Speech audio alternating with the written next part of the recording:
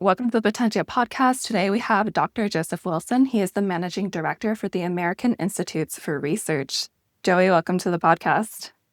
Thanks for having me, Chelsea. I appreciate it.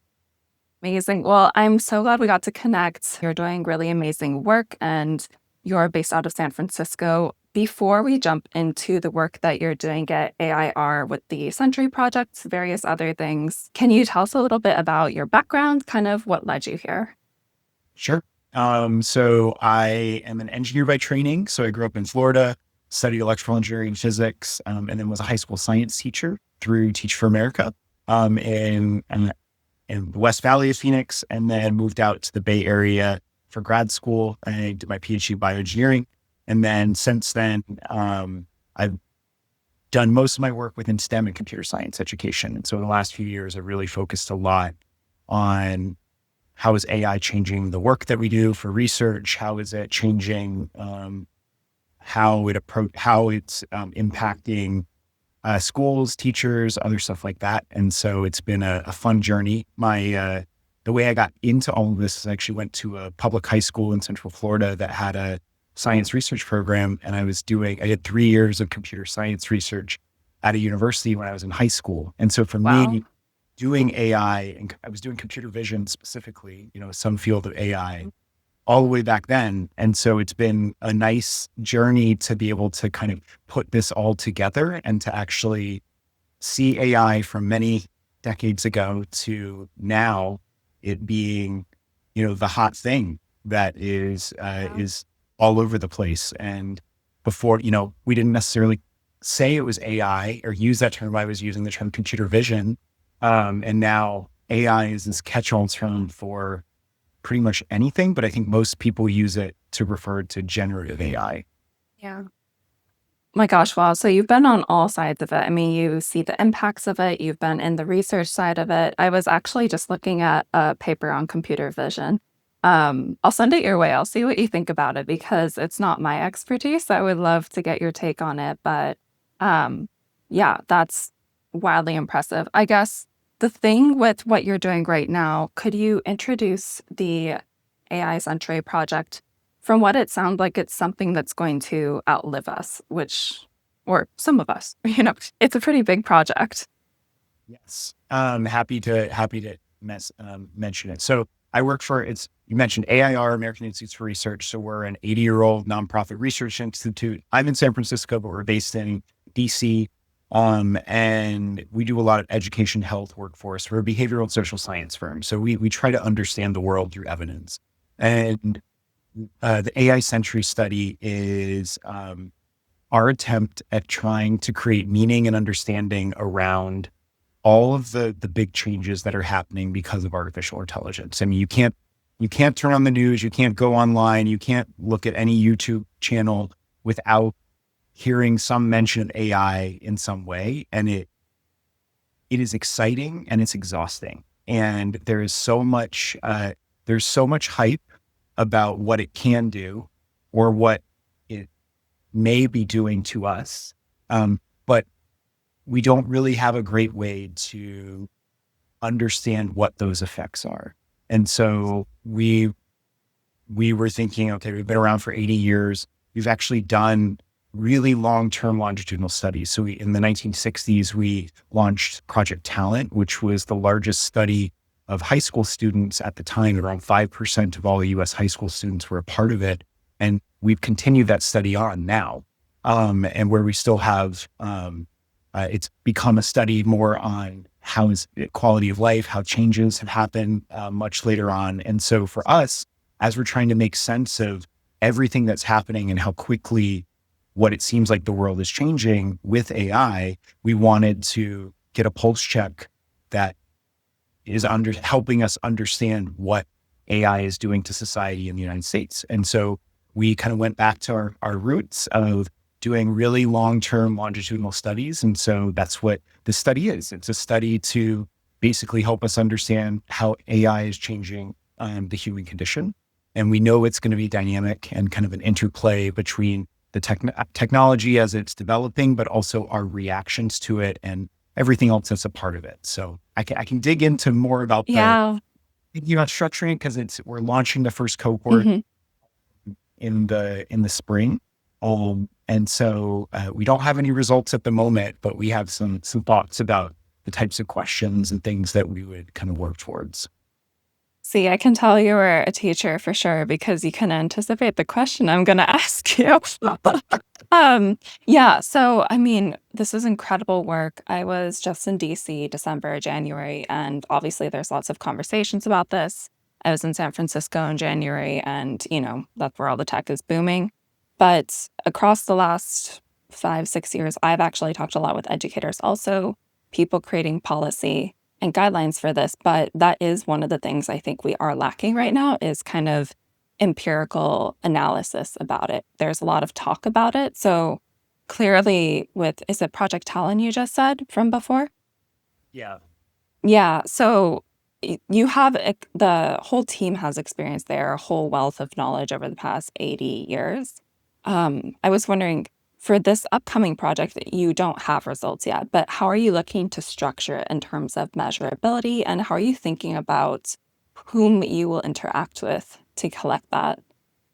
The big project. It's a very big project. And I think what's tough is there are many ways I think it could be structured. And we are trying to think about the study in a way that collects data longitudinally that we can easily compare year over year, but also not be so wedded to singular constructs because the language is probably going to change that when we talk about AI in 5 years. Using the term generative AI in a large language model wasn't in the vernacular for most people 5 years ago. People didn't even know what that was. So the way that we're conceiving the start of this study is we're going to have two initial cohorts. So the primary cohort that we're first going to follow over 100 years is what we consider to be the first generation of AI native children. And so we define that to be those that were born between 2023 and 2025.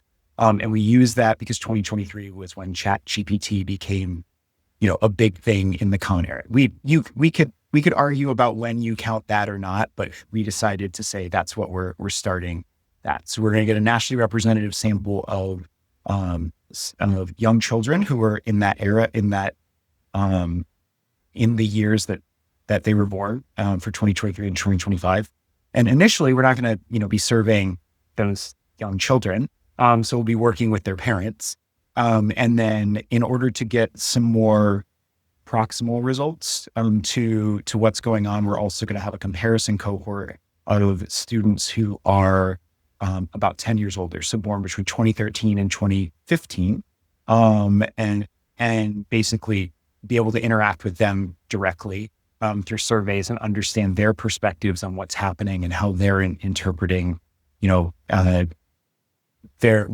what they're seeing in terms of how AI is impacting their life, how they're thinking about their job prospects, how it's affecting their families. We haven't figured out all of the details. We have a great team of people who are putting together the study design and the study constructs and all of that. And we're about to get some input from an expert panel for some initial thoughts. And we will launch the first cohort in spring.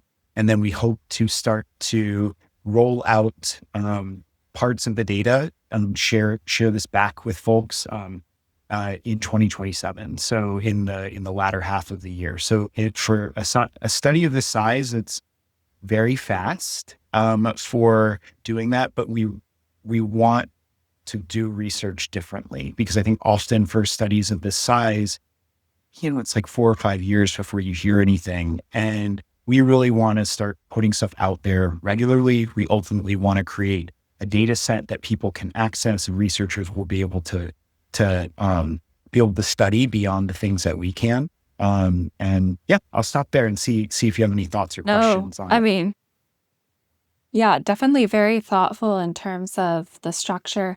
I'm curious in terms of, I mean, the United States is huge. We have a very diverse population. How are we looking at, I guess, approaching it from states or where is that starting? How does that look? Yeah, I mean, so we have a lot of experience with trying to do nationally representative samples, and we've been, we've done a lot of work through the federal government with doing large scale studies, and so looking at the U.S. Census data to try to make sure that the population of youth that we have are representative of our current understanding of the United States. That, there are lots of ways that I'm sure people can push on what they consider to be representative and like who's actually filling out the census. But that's the data that we're drawing from initially. And then what we're hoping is that over time we'll we'll be able to fill in the gaps where we see that we maybe aren't getting enough data for certain groups, and be able to oversample some groups, and then that we can make sure we're accurately representing them in the overall sample. Excellent. And then for the data set, will that just be hosted on the site, or how will people be able to access that? Yeah, so we're going to have a couple ways. I think most people are not going to necessarily want to access the raw data. There's going to be researchers who do want to, and probably individuals who are just like very curious about it. And so they haven't figured out the exact mechanism by which the raw data would be available, but we definitely are going to be putting out different types of reports. I mean, part of a shift in how we think about research is exploring different media. So like podcasts, for instance, is one. So thinking about how do we take the research that we have done and start to distill it into ways that are understandable to the broader public. Often research gets lost in technical jargon, and we don't need that. Like, people are just very interested in understanding the world itself. And I think we have an opportunity to really deliver something that is of interest to so many different people in the United States and even abroad. Like, this doesn't have to just be in the United States, but we're happening to start in the US because that's where we're based. I'm glad you're thinking about that. I mean, you already have a super ambitious timeline of getting the first set of data out. We can have you back on next year. We'll see what your findings are. I could see this being, New York Times story. This is, I mean, clearly important to society. So, on the other side of things, you're clearly doing work with the federal government, to a degree, to access and design the study. But the flip side of that is when we look at the impact that we want to, I guess, guide or inform policymakers on these issues, how are you thinking of interacting? You mentioned with the public, people are curious and want to know about these things, but are there any ways you're interacting right now with the government for maybe other projects, or any hopes you have for this project? We're in talks with some federal agencies about working with us on this. But I Hmm. would say that the way we're structuring how we would interact with other people on this is, we like to do these sense making sessions around data. Research often, like I said, can be hard to interpret. And I think being able to share data in a certain way and test how we talk about that with different types of groups is something that I think is really helpful to help us understand, are we interpreting these data the same way that other people are? Are there different groups across the US that when we share something, they have a different interpretation of what that might mean? We like to generate the evidence, and I think we also like to create the conditions to help people understand what it is and make meaning for themselves. And then from there, use that to help inform potential policies. We ourselves are not policy makers, but we believe in the idea that evidence shouldn't be at the forefront of how policy is created. And I think being able to have access to a treasure trove of data that is nationally representative and longitudinal is something that we don't have too many of those kinds of data sets that exist. Often the studies are small. And if you have a bunch of small studies, you can do meta-analyses, which are super important. But this actually creates something that we can track over time. And ideally, we will have the participants in it will feel good about being a part of this study, because it's new. We don't know all the things that it can form. When Project Talent first came out, it was about just high school students and the experience that they were having, what sorts of things they were learning, what sorts of aptitudes they were they had at the moment. And then it's now morphed into something of life course related work where we're also looking at like Alzheimer's related outcomes for people that are on there. And so we're trying to take a very broad view of what the potential of this could be. And we aren't presupposing an outcome for it. We want the evidence to really drive that. But we also know we have to be thoughtful in the questions that we ask while also not trying to ask too many questions. Because people don't like to fill out two things that are too long. Yeah. No, definitely survey collecting, very important skill set just there interacting with psychology. So, with this in mind, how do you create safeguards or what mechanisms do you leverage to support this type of study? Because it's very long term and, you know, quite broad. Yeah. I mean, making sure that the research infrastructure and the way that we collect the data have the appropriate safeguards is like something we're building out right now before we even collect data. Yeah. And you know, we have a lot of experience building out safe and secure data sets and creating, you know, if we're going to be releasing data that people can access, we want to make sure that we have an appropriate process to vet people to make sure that it's not being used in a certain way and that the data are structured so then that people can't be identified. So Yeah. we do have a lot of the technical infrastructure to do that. That's a little bit outside of my personal expertise of building that out, but our survey methodologists and our tech team have been very thoughtful at thinking about this from the beginning and asking tough questions like you're asking around, you know, what exactly are we doing? How do we make sure that the data are secure?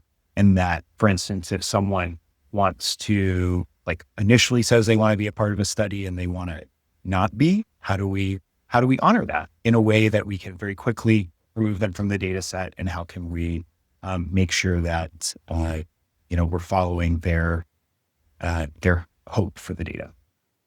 Yeah. I mean, everyone has individual experiences, so it's, you know, good to be thoughtful also about sensitivities. Stepping back to something else you mentioned in one of your previous thoughts. So, in you mentioned sense making sessions, looking at the data.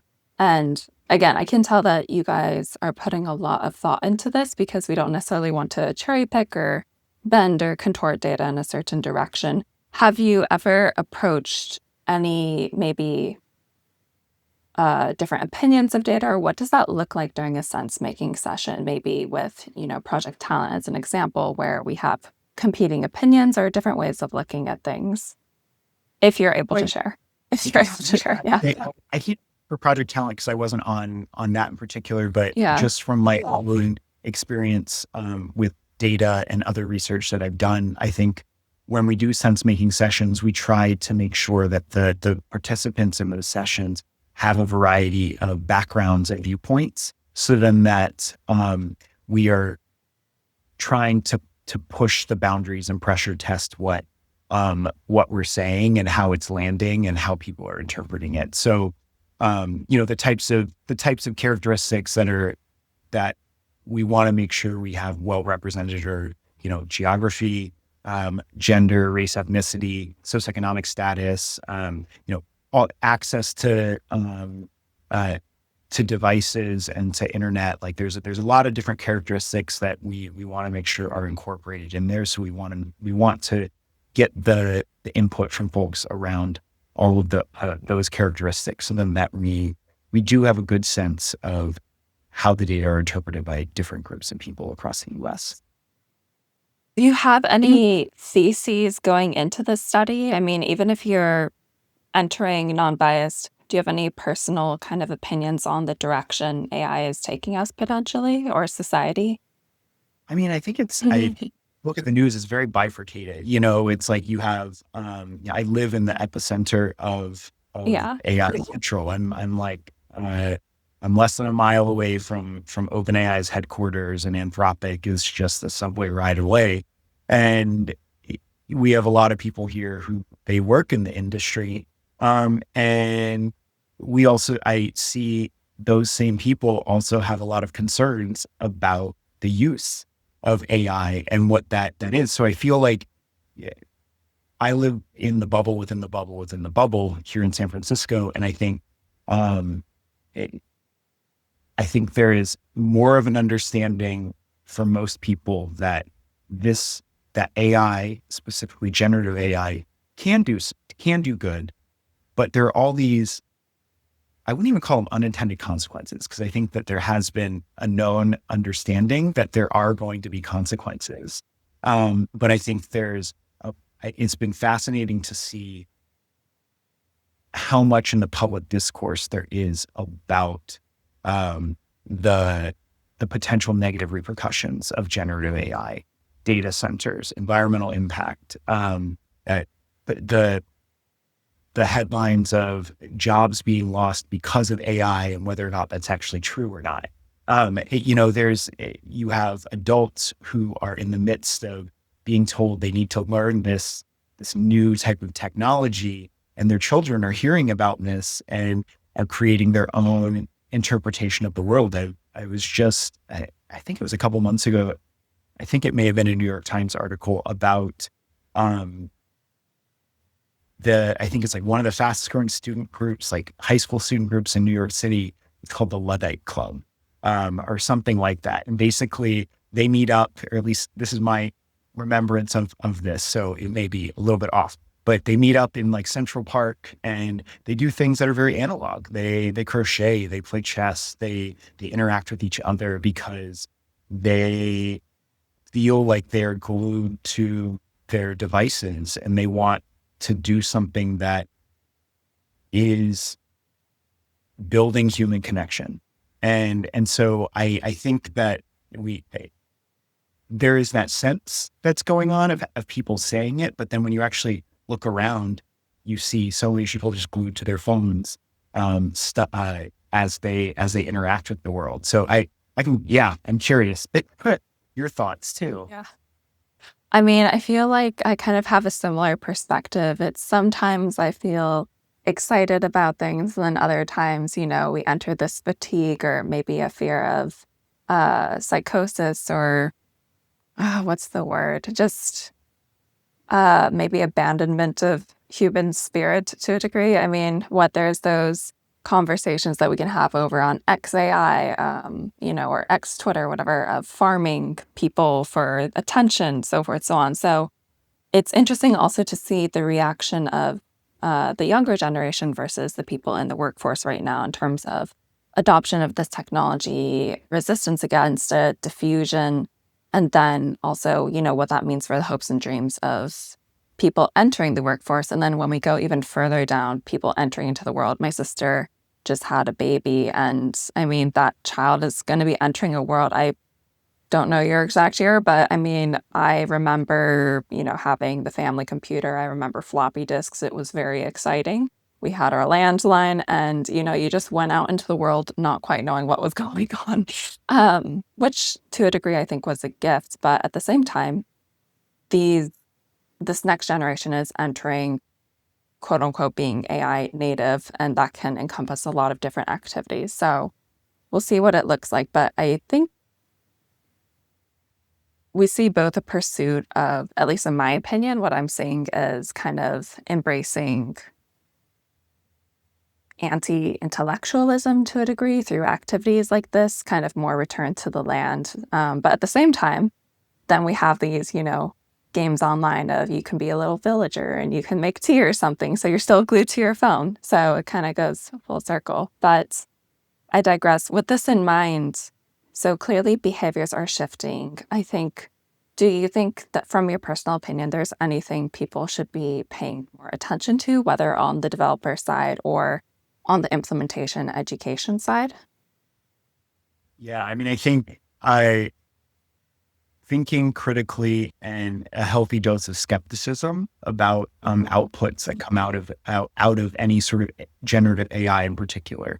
I think being able to have, especially young kids, start to question what's coming out. Like, how do you know that it came up with this? What information did it use to make that decision?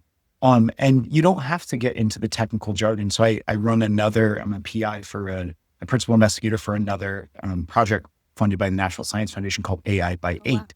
And the Yeah. focus of that is on leveraging unplugged artificial intelligence. So unplugged means without a computer or any Mhm. device, working with teachers to co-design lessons that are literacy lessons, but they incorporate AI concepts in it. So I'm a big proponent that elementary students, especially K through 2 students, should learn about AI and learn about the concepts of it from a vantage point that they're already learning. So literacy, reading, writing is one of them. And then not until later they get older is when I think that they should actually be using devices to get to make sense of it.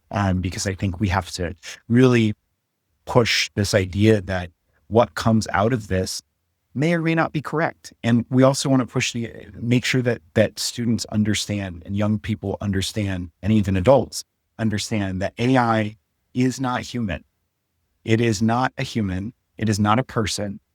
It is created by humans, and it's fallible. It has errors that come out of it, and we need to think about, instead of just getting the one answer that you put in, think about, where is this coming from, and being able to ask students and young people and adults to question, um, in a productive way, what comes out of it. I think is an essential part of that, not even the education approach, but like for everyone using any sort of AI. I think the other piece that is super important is ensuring that we are really emphasizing empathy. I think in the midst of everything being online, I work remotely. My entire life, most of the time, is on these boxes. Where it's like we're talking, across fiber optic cables, across the world, and it's amazing. I mean, we're having this conversation and we're not in the same place. Um, but often at the end of the day, I love the work that I do, and there are moments in which I will be like, I didn't talk in person to a single person um, until my husband got home. Like it's there are these moments of empathy and human connection that I think we didn't have to actively think about creating, and I think it's even more important now to cultivate a true sense of connection with others. It takes more effort than I think many people are realizing that it is. And it's only until after a while when you're like, wow, when was the last time I actually hung out with that person, as opposed to uh, um, followed them on some social media platform and feel like you understand about them, but you actually haven't had a conversation with them in person. Like it's very common to feel like you know someone, but really you don't. And so I think that is something that is not necessarily for developers to think about. It's actually, I think, us as a human species to grapple with, where we have the world at our fingertips, and yet we have fewer opportunities to connect with each other directly and one-on-one without this mediator of technology. It's fascinating because, I mean, I remember the advent of, I guess, my time on the internet, the chat rooms in the 90s, so forth, so on. And it was exciting because you could be in a small town, but it would open up the entire world to you. And now it's just so normalized that, I mean, we're plugged in on our phone all the time, like you said. But while I was living in Seattle, I mean, I've worked remotely for quite a while. It's a gift in a sense where, I can speak with people like you. We can connect across the world so long as there's the infrastructure to support it. Um, but at the same time, it got me thinking about, how do we engage? Like you said, I haven't talked to a human all day. Maybe I've said hello to my dog, but, that's a little bit different.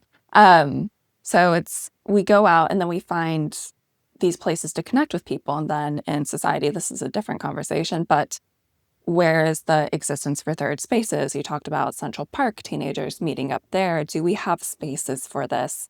Um, I'm normally in LA. I was just in Dallas, and I explored there, and every city is just set up differently. Obviously, many cities have car culture, for ones like Seattle, San Francisco, that to a degree have rail infrastructure. We can move around.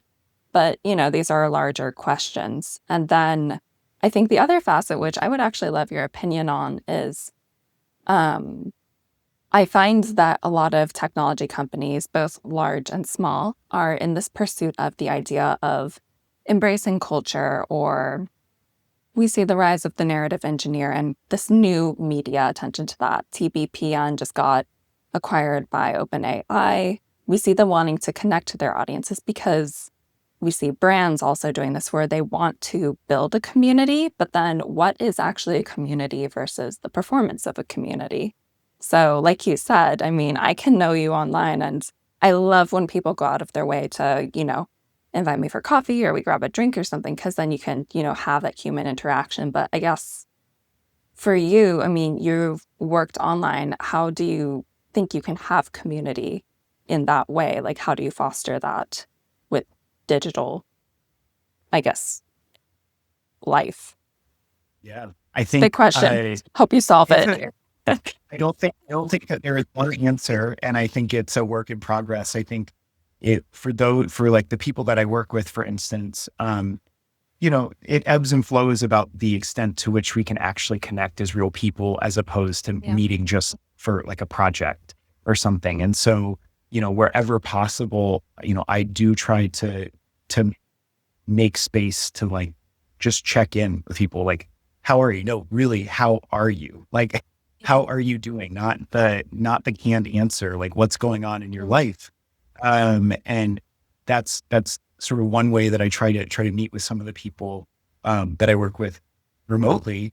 But I think I struggle with this since I'm 41. I've gone through many changes in my life, and I feel like I love where I live in San Francisco, and I have a great group of friends. But the older you get, the harder it is to just coordinate calendars, and Mm-hmm. I feel like people who are still working are exhausted by the end of the day. There's just a deluge of things. And so it feels hard to be able to, you have to schedule, it feels like you have to schedule things often. And so I haven't quite figured out the sweet spot for finding community that doesn't require some thoughtful planning. I think that we don't have as many common spaces that we would traditionally go to. We don't have one source of media. It's not like, you mentioned, dial-up internet. Like, that's where I was raised. We had a PC computer, had a landline, AOL, 75 free Yeah. hours.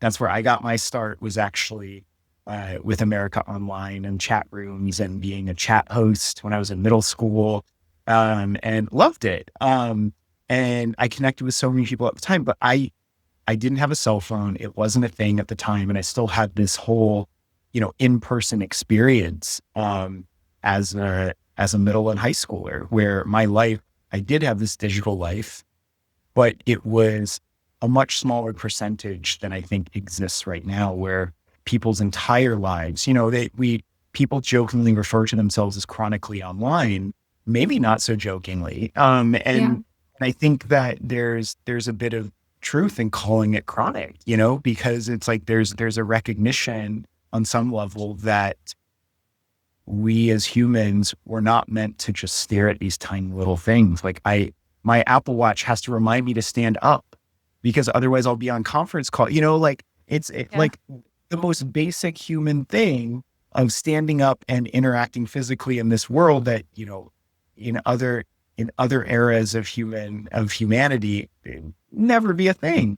But we have to have a digital reminder to stand up or walk 10,000 steps in a given day, to make sure that like our bodies are moving. Yeah. And so I think I kind of lost her. What was the original question? Because I kind of meandered a bit. Oh, I mean, I was asking you your idea about, what is cultivating community like, but I mean, I'm still happy with where this discussion is going because I feel like we'd have a great time. But Yeah. no, So, that was okay. what the original question was. Yeah. So I'm laughing because when you were talking about, was it performing community or something like there was something. That's what it feels like sometimes. Yeah. So this past weekend, and I'll just say an unnamed electric vehicle maker Mm, got it. was hosting an event in San Francisco in a part of San Francisco where there's a lot of AI stuff, and they were doing a launch event, and it's a part of the city where it's like it's actually kind of it's a third space where a lot of people Okay. go because it's got a lot of stuff that people just kind of sit out there, and the place where people would usually sit um, for the third space was um, a product launch on a Oh, Saturday. And and the way it was done, it like there were all these people inside. Inside this, you had to go through a security area, and like the coffee shop that was there was blocked off, and they had their own coffee set up for people. And they had like a children's experiment person who was doing some sort of show. So there were all these children sitting there, and then they're like delaying this product launch for this electric vehicle company. And from the outside, we were just like listening to it, and the whole thing just felt really strange. And I joked to my husband, I was like, "This is the commercial version of Community. Like, we have this this company which is taking over this third space. I think they did a very nice job, but it was just um, it already had a place there. It was the place that people would go to interact with others, and it became this somewhat commodified place to feel like you're connected to other people when the end goal is really to learn about this product. And so it was I had this like kind of heebie-jeebie kind of moment as I was watching it. And I was like, I don't know if I kept watching it a little bit, and I was like, let's just go over to the farmer's market and like actually like taste a strawberry. Let's do something that's real. Like yeah. not even, Oh, I mean, and I mean, I don't knock them for it. I just find the intent right now to plug into spaces like that just very interesting. And I think it's just a lot understandable. more, yeah, Yeah. It's fascinating. because it's like people are interested. People do have an interest in cars. That is an interest. From my perspective, it felt very manufactured, but Hmm. it is, if you ask the people that were there, maybe they would have a different opinion about, what if they felt like they were a part of that community. I just don't share that particular Yeah. um interest. I mean, that's one of my, I mean, I'm gonna reveal myself a little bit in terms of my hobbies, but I really love being part of like different subcultures online. And it's like that is one interesting thing. You can see glimpses into other cultures online that maybe aren't yours. For instance, TikTok, the algorithm seems to think either I'm Southeast Asian or sometimes it thinks I'm of African descent. So I get to see what's going on in those communities, which is really interesting. But I digress. That's a different topic. With the community space, though, I mean, it's interesting because they also do have their own terminology, their discussions. Every, I guess, culture, every community has that, whether that's cars, electric vehicles, and there are different subcultures within that. So, just an interesting point. Anyway, we can go on about that. We'll have to do another episode about that. But back to AI. Oh, Yes. one more thing, actually. I think the other thing is it's interesting to see how media is kind of just Pavlovian training people now. I don't know if you've noticed that. My partner really, he's actually started watching AI videos and AI generated videos, and they'll have pew, pew, like sound effects in the background. And it's like a reward for watching it, which is really interesting. I digress. But anyway, so you've worked on computer vision studies, everything. Sorry, I can go off on tangents. But is there anything that has changed? Maybe something you believed about AI 2 years ago or X number of years ago that's different now at all? I mean, I'm not sure if my view has changed, but I think I have really zoomed in on the idea that we need to generate evidence of all scales. Like it's like Mhm. utterly important because the tools that are being created do have the potential to change what we're doing. And we're seeing it rapidly, but are the impacts the things that are being touted? Are we really saving time, or are we just shifting time to something else and cramming it in with more things to get it done faster? And at what cost does that have? What are the consequences to human connection? What does it mean to, get a job? Like I don't have a great answer because, I was raised in, the traditional, you go to college, you get your degree, and you get a job, and you can have different paths in there, but I think there's a lot of conversation at the moment about the value of that. And I think we have to study it. Like we have to study it, and it's an unsexy thing to study because it takes time. If you want to study it in a really rigorous and long-term way, but we won't have an answer. And if we don't, and there's not really, several years ago, the federal government, what would have been the place to get that sort of funding to support that? And I think the U.S. federal government has shifted priorities quite a bit. And I think the amount of funding that is available to do these sorts of things has shifted. I think there is quite a bit of funding for AI related stuff, but there's a lot more. There's a lot less funding for a larger pool of researchers to access in the United States, and so it is forcing our industry. When I say our industry, I mean any sort of research firm, university that does research, someone who identifies in that way, to think about where can you get your funding, what sorts of studies and what sort of work is important, and how do you match up with what your professional interests are, what we consider to be the needs of the public good and the public good, and then what are the funders themselves saying are the priorities that they want to fund. And I think it's become just ever more apparent that those three things some are currently in, like, they're in misalignment at the moment. Yeah. No, I definitely agree with that. Even just online, whether we're looking at US policy, EU policy, international policy, I feel like a lot of times this policy is being written without empirical data evidence. Obviously, much of it is new, at least in terms of scale and impact. Obviously, this existed before, but in terms of scale, impact, popularity, it's the hot buzzword right now. But then the other thing is, with many of the policies or outcomes that we see right now, they're largely being impacted by company interests or those types of, advocacy lobbying activities, which I don't want to knock anyone just because it's understandable based off of the interest of everyone, which is why I think the type of work that you and your team are doing is quite critical and quite exciting. I think I do want to jump back real quick to you've mentioned you're in another study that you're working on with literacy, unplugged literacy. I forget, it was the exact Yeah, name like of it, but AI by 8. But I'm wondering if there's anything you've learned, because, I mean, I have also talked with people in education school districts, and they are saying that they're seeing, maybe not due to AI, but there may be differences in approaches to learning or literacy just among children nowadays. I'm wondering if you've learned anything from that study that you're able to share.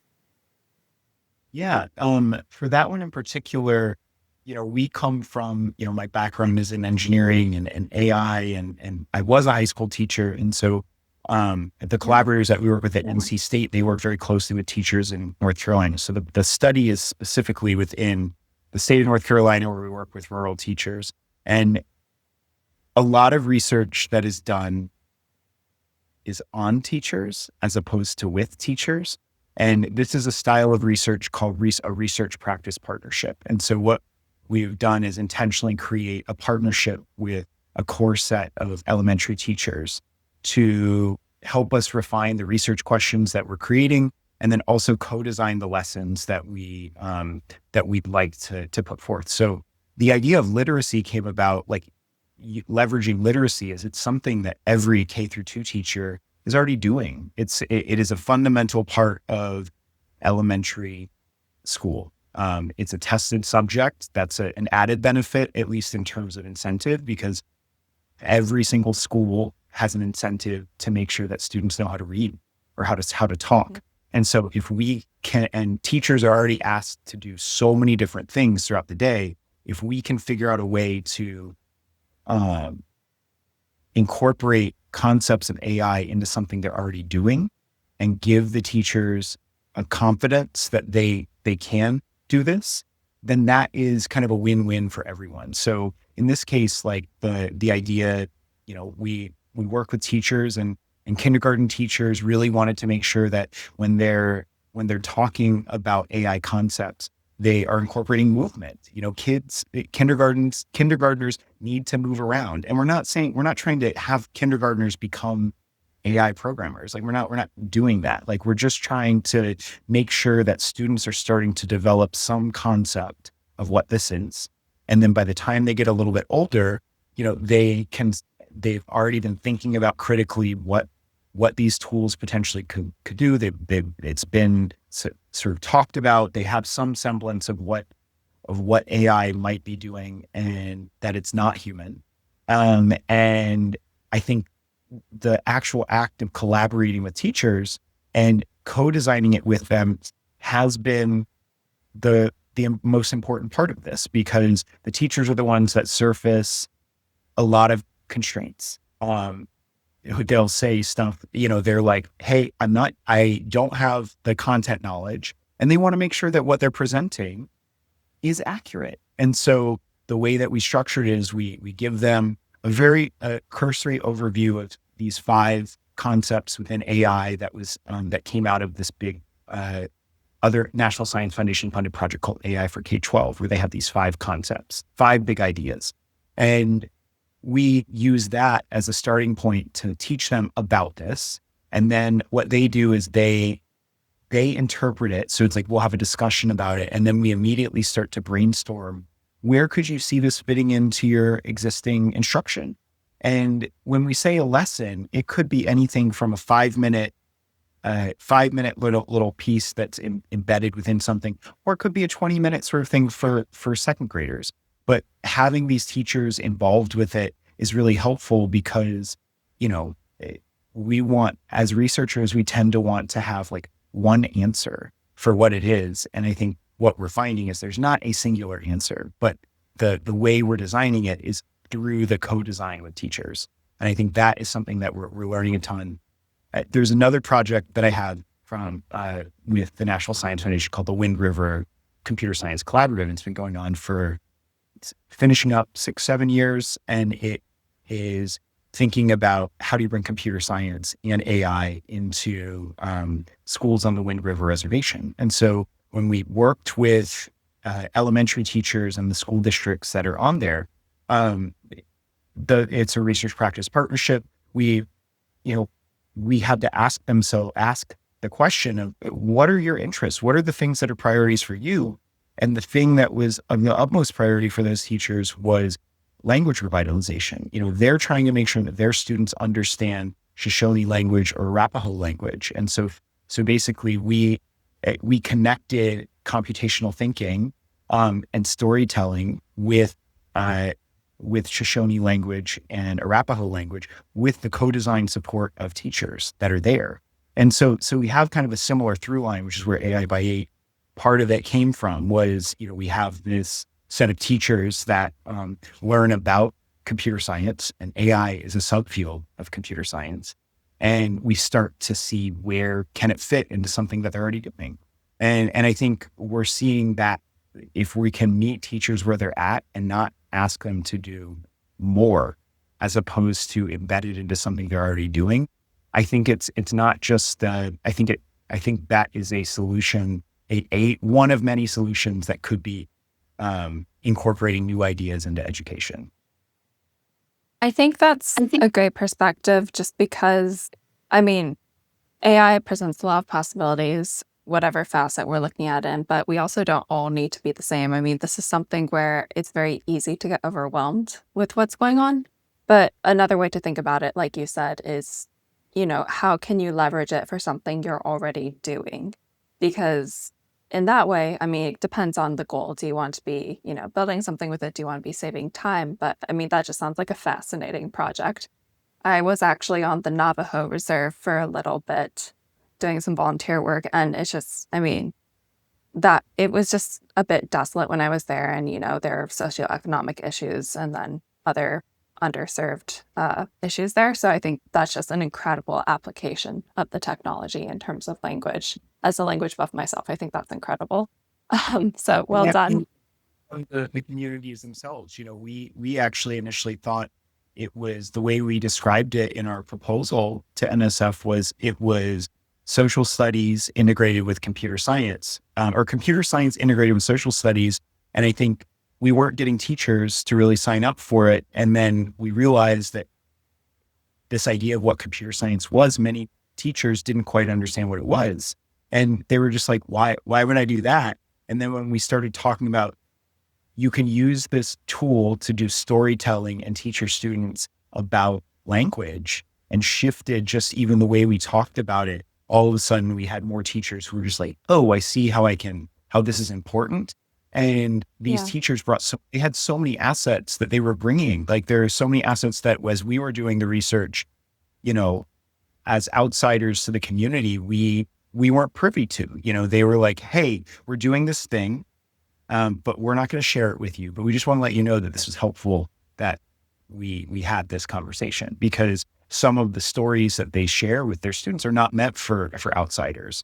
And so they would create some lessons that are only for their students and for their communities. And as a researcher, I had to stop myself from saying, but can't we just have it? Yeah, because that's sort of it's like there's sort of I had a trained sense of doing it, and that's their cultural property that I had to realize I am not privy to that, and that is okay. Yeah. I mean, that's also interesting in terms of expectations for knowledge and practices of, we don't have to be part of every conversation, but we can be supporting it. But what you're able to share, I would love to share any links if you want to share those, because I mean, those sound like incredible projects. And I think it is important for, other educators and people in the space to understand what this technology can be used for. It doesn't all have to be the same thing. So we are coming up on time. I want to respect it. I have a few last questions for you. Um, First, so do you think AI can ever be sentient? I don't think so. It's made by humans. Yeah. I think it can appear sentient. I think we're getting really good at outputs that feel really comfortable and feel like it's human. I think there's a long-standing societal hope of something that's bigger than ourselves. And if we have something that I think a lot of people would like there to be something about it, but I am not sure that it is. And I think that there's, yeah, I don't think, I think it can approximate how people feel about it. And I think if people get the sense that it is human, that doesn't necessarily mean that it is human just because they feel Yeah. that it is. Yeah. No, I mean, that's a hill I'll die on. Is I don't think it ever can be. I think it can perform it quite well. But yeah, so Performing. like-minded there. Yeah. Okay. Then also, I'm curious, just to get to know a little bit more about you. So one is, I guess, when you're not doing all of these, amazing projects, what do you like to do? Is there any piece of work or anything that's deeply impacted you? I see that painting for people that are listening to the podcast. I see a painting on your wall. I'm very curious if there's a story behind it. It's a red type of abstract painting. So I don't know the story of this. This is my husband's. Oh, But okay. I really love the color of it. I do have quite a bit of art in my in my place, because I the older I've gotten, and with training as an engineer, it can sometimes feel like it's very linear thinking. And I have grown to appreciate creative arts much more. I know that I, I just haven't devoted the time to really engage in creative arts in the same way, but I have such a deep appreciation for those who can think differently and engage parts of their brain and their body to create beauty in the world. And I think that is something that I love. I love to be around. I love to see that and try to understand how do I feel from that piece of art or from that piece of music. And so for me, that's kind of I think part of the connection is art and music and listening to a lot of it, going to concerts and realizing that my humanity is a function of the art that has been surrounded by me and these really beautiful people who are thinking about creating a medium for people to express what they're feeling in ways that aren't words. And I think that is incredible. Like to feel moved by music or by art is, I think, very profound and is something deeply human that I don't think we do enough of, that I think is underappreciated. And so outside of that, do a lot of biking. I try to keep myself moving a lot. I especially sitting in front of a computer all the time. Those are kind of Yeah. the big things. And living in the city, I like to be outside as much as possible. I feel very lucky to live near such beauty in California. Living in San Yeah. Francisco, we have hills, we've got the coast, we've got wine country, we got all of it. And I feel very privileged to be surrounded by it. And I definitely do not take it for granted. I will say California is definitely incredible in that way. I do not think I appreciated, you know, that part of my childhood until I became an adult, thinking, oh my gosh, I have access to all these things. But three bullet points, then I'll have the final question. So, one, mountain or road bike. Two, do you have a favorite song or artist in terms of type of concert you go to? And then three, any favorite spot in SF? So road bike. I actually just Okay. did a charity ride called Cycle to Zero, where we biked from San Francisco to Guerneville, and then Wow. back, so, which was great. A few years ago, did the precursor to that, which is called Eighth Life Cycle. So it was a bike ride from San Francisco to Los Angeles, over how many days, 6 or 7 days. And so that would raise money for SF8's foundation and the LA LGBT Center. So love road biking. It's wonderful. There is a great sense of community with people who do that. Second question, what was the second question was, Type of music or an artist? I'm all over the place. Yeah. I think in the current era, I've really enjoyed a lot of EDM, electronic dance music. And there are some really great venues here in San Francisco that allow me to hear really fantastic music and move my body, since I don't get to do it outside within work. Yeah. And then last one, favorite spot in SF Favorite or spot a in favorite SF. spot. Yeah. Yeah. I there are a ton of places here. I mean, there's so many parks throughout the city. I love doing urban hikes, and there's this one little spot above the Castro called Mount Olympus. And it's a pocket park. And you kind of walk up to it, and it's right by Sutro Tower, which is the big radio tower that overlooks the city. And you get kind of 360-degree views from the bay to the sea. And it's very quiet, and it feels very contemplative, and you can see the entire city from this vantage point. And feel both connected to the city, but also feel uh, like you can hear your own thoughts. That sounds so nice. That's my favorite. What I do is I have some roads that will go off to Mulholland. So you go into the canyons and you go to Mulholland, and it's kind of just secluded and quiet. And then you can find, beautiful spots. I think also we might have similar playlists if we look at our music playlist because I definitely began with Bass Hunter and then here we are with the current era. Yeah, okay, you're an OG, you know what I'm talking about. No, And then yeah. last, yeah, classic. I love good Eurotrash music. Anyway, but last question, is there anything that you want to share I didn't ask, or is there anything that you would encourage people to, I guess, take away with them from this? Or just how to act in the world that you hope more people could, you know, that you'd encourage them to do? I think empathy is becoming more and more important in a world where we get our information is so bifurcated. It's not a common source. It's easy to uh, feel completely disconnected from the people that are right next to you. And I think taking small steps to make these mini connections.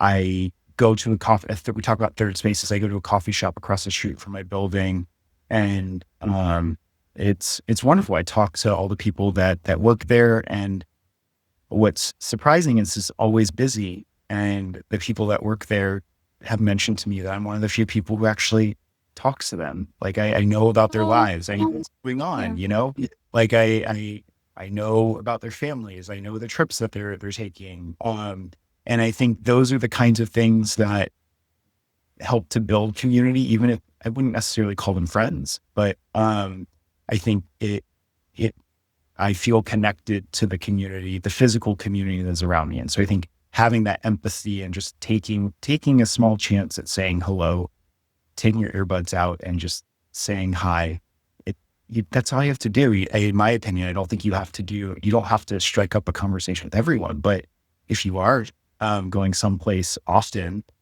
it doesn't hurt to just say hello and see how people are doing. And I think the empathy part really does go a long way to build bridges in ways that you probably can't imagine.